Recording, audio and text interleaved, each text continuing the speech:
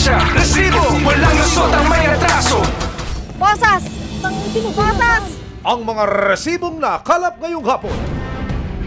Madalas din ba kayong mag-book sa mga ride-hailing applications? O di kaya'y pumara ng mga habal-habal o motorsiklo papunta sa inyong next destination? E paano kung sa gitna ng inyong pagbubuking, maging mitya pa ito ng sapakan, suntukan at muntikang saksakan ng mga Kuya Rider? Kulang kayo mga kuya? Booking ba hanap nyo o boxing?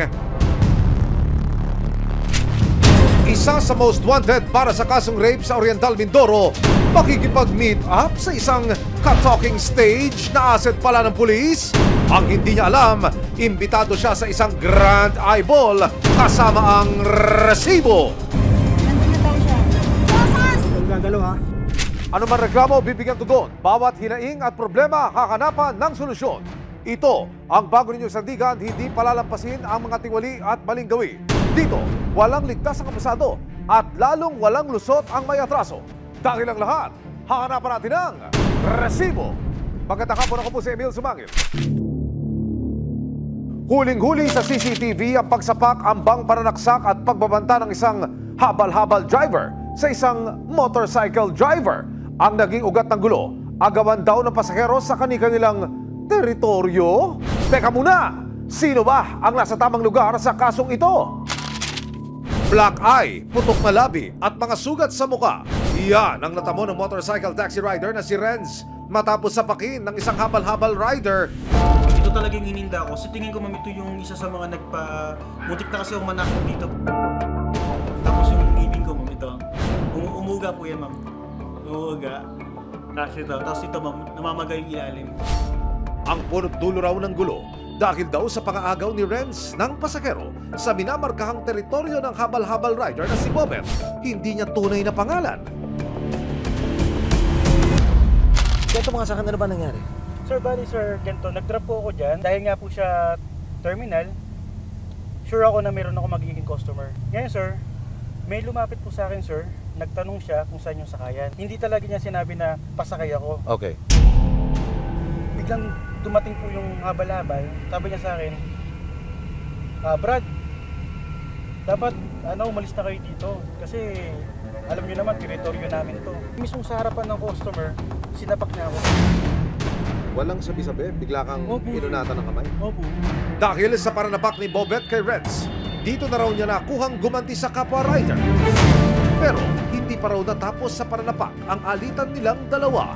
Dahil maya-maya pa, si Bobet bigla raw naglabas ng patalim at umunday ng saksak sa kanya. Talagang kitang-kita ko talaga sir na kutsilyo talaga.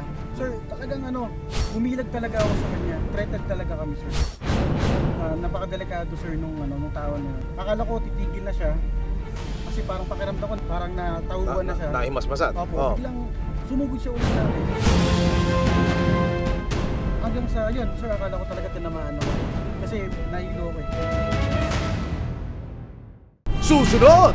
Ang habal-habal rider na si Bobet, hindi niya tunay na pangalan, humarap sa resibo. Ano kaya ang buwelta ng habal-habal rider na nanapak at nang-amba ng panaksak?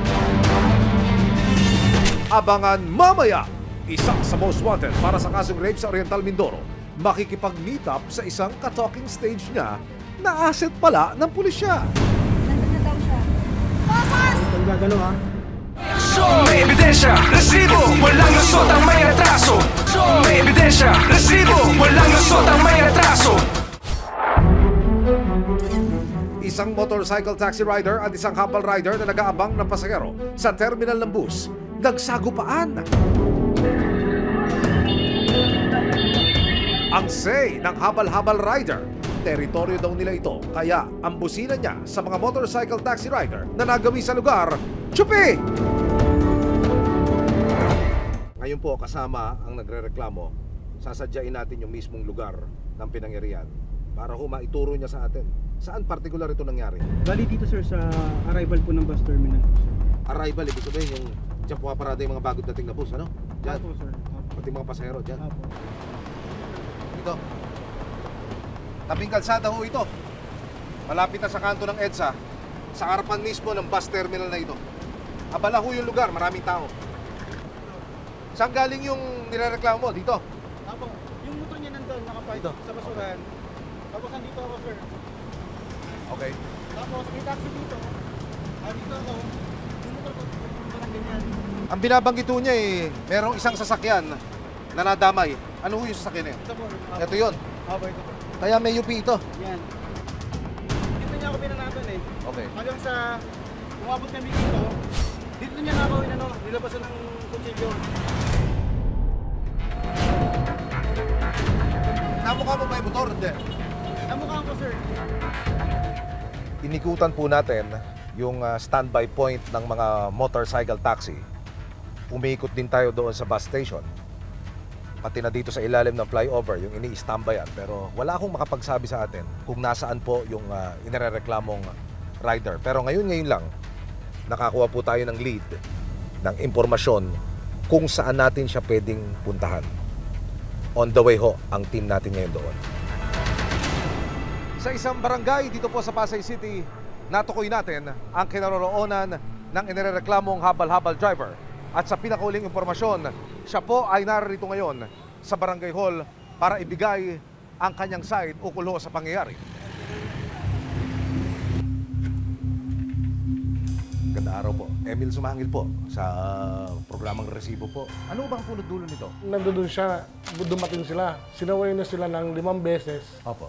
ng mga tricycle driver doon. Huwag kayo dyan kasi nga, nalapit sa inyo yung pasahero. Kasi may apps na nga kayo eh. 2:00 hanggang umabot na ng anong oras yun. Sinasabay pa rin siya, tumatabog pa rin siya ng pasahero. Pero ang buwelta ni Renz, Paano niya po nasabi na 2:00 ng umaga, nasa terminal na ako at pinapaalis niya ako? Samantalang nasa Bacoor, Cavite po ako. Makikita po sa booking ko po na 2:55 na nakapag-drop po ako sa Bacoor, Cavite. Yung sinasabi niya po na teritoryo niya yung lugar na yon, hindi ko po sinasadya. Dahil nga po sa booking, kaya po ako nandun. Makikita niyo po dito na nag-drop po ako. susunod ang say ni Renz sa gustong areglo ni Bobet. Hindi one way, hindi two way, kundi no way. Naniniwala ako, kung yan po ay nagawa niya sa akin, gagawin niya rin po sa iba yan. Isa sa most wanted para sa kasong rape, pakikipag-meet up sa kanyang ka-talking stage. Ang hindi niya alam, asset pala ng pulis sa kanyang nililigawan. Bosas! Kang gagalaw ha? May ebidensya, resibo, walang lusot ang may atraso. May ebidensya, resibo, walang lusot ang may atraso. Dalawang rider na nag-aabang ng pasahero sa labas ng bus terminal, nagkagirian at nagsapakan. Ang mga salaysay ng nanapak, nakabal-habal rider na si alias Bobet, tila kuma-counterflow sa salaysay ng biktimang si Renz. Nang tanongin naman ang habal-habal rider na si Bobet sa ginawa niyang pananapak kay Renz. Pero ang unang nanak ito, Ang po eh. yung daw area na yon ay teritoryo ninyo. Kaya pinagbintangan niyang nang aagaw ng pasahero yun. Tama ho ba yun? Hindi ho tama yun, sir. Wala po akong sinabi na gano'n. Sabi ko lang sa kanya, sir, lipat ka na sa unahan para hindi ka na malapitan ng pasahero. Yun hong nagre-reklamo sa inyo, nakikita ko sa CCTV footage, na umiiwas na. Pero sinusugod pa rin nyo. Eh, kung umiwas siya, sir, wala siya rin sa pwesto niya. Okay. Hindi, kung umiwas siya, hindi sana kami nag-away. Kabig naman ni Bobet, ang tangkang paranaksak niya kay Renz, paninindak lang daw. Eh, dalawa kasi sila, sir, kaya pinamblap ko lang rin yun doon. Ano yun, suklay na parang kutsilyo. Barat naman ni Renz, Baluyin.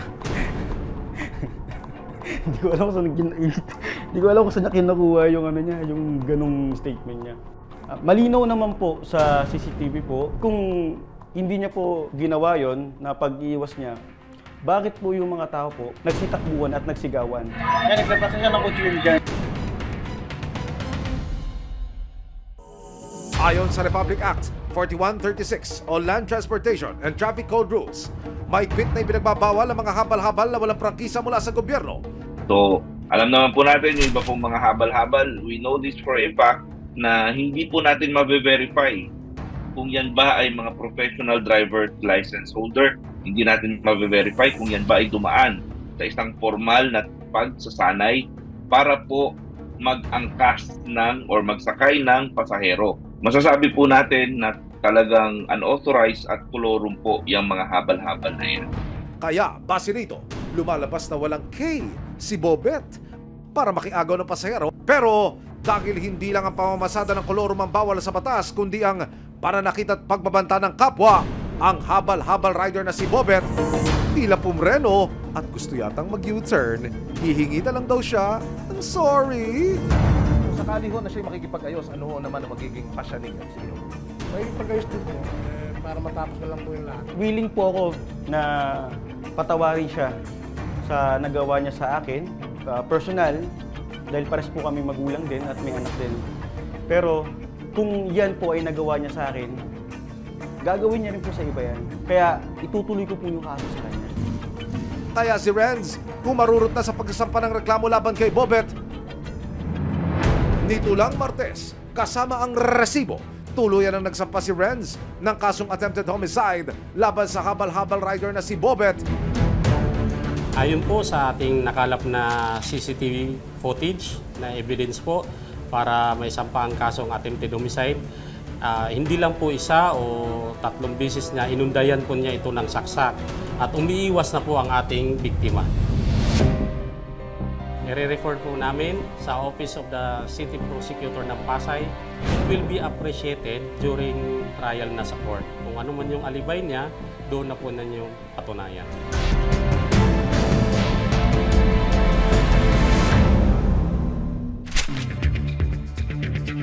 Taong 2021 nang matapos ang kontrata bilang domestic helper sa Middle East ng ngayon waitress sa Oriental Mindoro na si Maricar. Hindi niya tunay na pangalan. Umuwi sa Pilipinas si Maricar at dito niya nakilala si Jeffrey, 37 taong gulang. Nagkapalagayan agad sila ng loob at nagdesisyong magsama sa isang bubong kasama ang bunsong anak ni Maricar na si Angela. Hindi niya rin tunay na pangalan. Nung una po, biro-biruan, kumbaga po tukso-tuksuhan lang po. Tapos yung pakita niya, mabait naman po. Ay di parang nahulog na din po yung loob po sa kanya, so naging kami po. Siniguro daw ni Maricar na kasundo ng kanyang pamilya si Jeffrey, lalo na't ang kanyang anak na si Angela ay isang person with disability o PWD. Na-aksidente po siya nung magpipitong taon. Awa ng Diyos, naka-therapy po siya hanggang sa makalakad po. Kaya lang po yung kamay niya po talagang hindi na po naka-recover. Ang simple at masayang pagsasama ng mag-anak, mauuwi pala sa isang malaking problema. August 2023 na magsumbong si Angela sa kanyang nakatatandang kapatid. Hinahalay raw siya ng kanyang kinikilalang stepfather na si Jeffrey. Hindi naman po direkta sa akin nagsabi yung anak ko na bunso. Bali, nagsumbong po siya doon po sa anak kong nasa Bulacan. Nagchat-chat lang po yung anak ko ng mga sad emojis. Hindi po yung direktang words po yung sinasabi niya. Ayun po, nagsabi na nga po sa kanya na ginagalaw nga daw po siya. Ayon pa kay Maricar, umabot na mahigit 1 taon ang di umunay paulit-ulit na pangmomolestya ni Jeffrey sa kanyang anak. Ang matatandaan lang po nung anak ko na nag-umpisa ay nung May 2022 po hanggang nitong nagsumbong na po yung anak ko ng August. Kaya naman si Maricar, maingat na nagsumbong sa mga otoridad nang hindi makatunog ang kanyang kinakasama. Pagkatapos po ng pag-uusap namin, dumiretso na po agad ako sa police station. Nagsumbong na po agad ako na ganun po yung ginagawa nung kinakasama ko dun sa anak ko.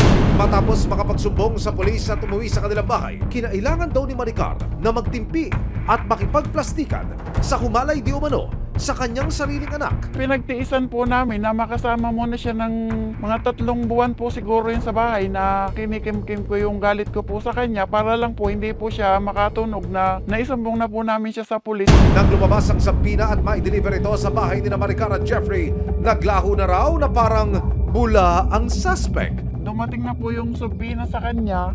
Siya po mismo ang nakatanggap, kaya po nakasibat po siya agad na makapagtago. Sa tulong ng mga pinopost ni alias Jeffrey sa kanyang social media pages, nagkaroon ng ideya ang Philippine National Police, Criminal Investigation and Detection Group, Major Crimes and Investigation Unit of PNP, CIDG, MCIU tungkol sa kinaroroonan ng suspect. Ang nagsilbi po ng arrest warrant ay itong Major Crimes and Investigation Unit ng PNP CIDG.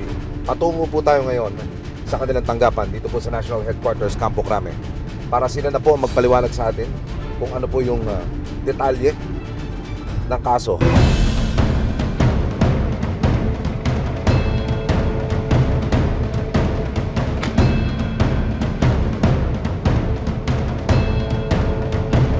Para matunton ang lokasyon ng suspect, isang babaeng asset ang nagpanggap at nakipag-friendship kay Jeffrey. Paano ho kayo nagkaroon ng lead para ho ito'y maaresto? Actually namin nakita yan sa e-warrant system.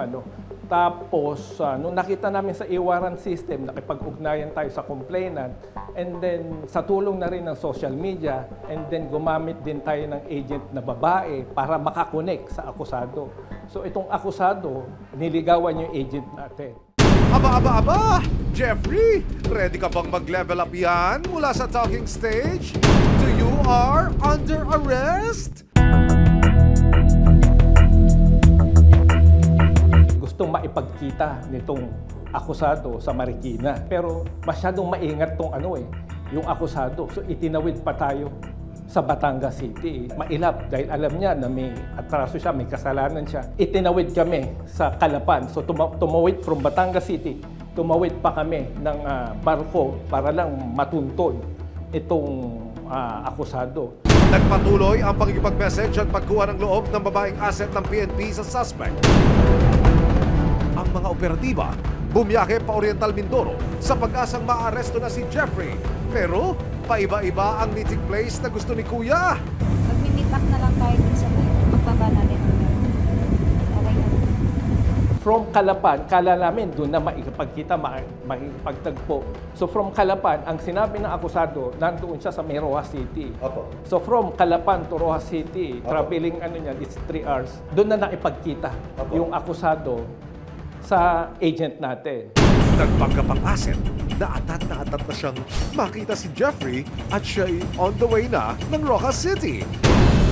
Pagdating sa Rojas City, Oriental Mindoro, sa hudyat ng asset, ikinasana ng mga pulis ang paghuli kay Jeffrey. Nakita niya na may mga naka-perimeter na pulis. Nagawa pa nito akusado na tumakbo at tumakas. Pero siyempre, nandun yung kapulisan. Di naman tayo papayag na hindi natin siya mahuli. Doon na time na nahuli natin yung akusado. Sorry, Jeffrey. From meetup to lockup. Real quick, Bosas! Sino Bosas? Huwag kang gagalaw, ha? Naglalak namin, ha? Tuluyan ang nahuli si alias Jeffrey at kasalukuyan siyang nakadetain sa Calapan District Jail. Ikaw ay inaaresto namin sa kasong 2 counts of statutory rape. Ikaw ay may karapatang manahimik, magpasawalang kibo. Ano man ang iyong sasabihin ay maaaring gamiting pabor o laban sa iyo sa anumang hukuman dito sa Pilipinas. Kung papatutunayang may sala, nakaharap siya sa 20 hanggang 40 taon na pagkakakulong. Nagpadala ng sulat ang resibo sa Calapan District Jail para makapanayam ang suspect na si alias Jeffrey. Pero tumanggi si alias Jeffrey na magbigay ng panayam. Sa isang sulat na ipinadala ni alias Jeffrey, nakalagay na hindi siya pumapayag na magpa-interview para magbigay ng komento o pahayag tungkol sa kanyang kaso. Ikinatuwa man ni Maricar ang pagkakahuli sa dating live-in partner. Kapansin-pansin pa rin daw ang pag-iiba ng kilos at gawin ng kanyang bunsong anak. Hindi niya po siniseryoso yung mga tanong sa kanya. Minsan po pangiti-ngiti po siya. Akala niya po yung mga tinatanong sa kanya kung ano lang. Pero inabot man ang 4 na buwan ng paghahanap kay Jeffrey. Ang makalaga, mas malapit na raw sila sa katarungan para kay Angela.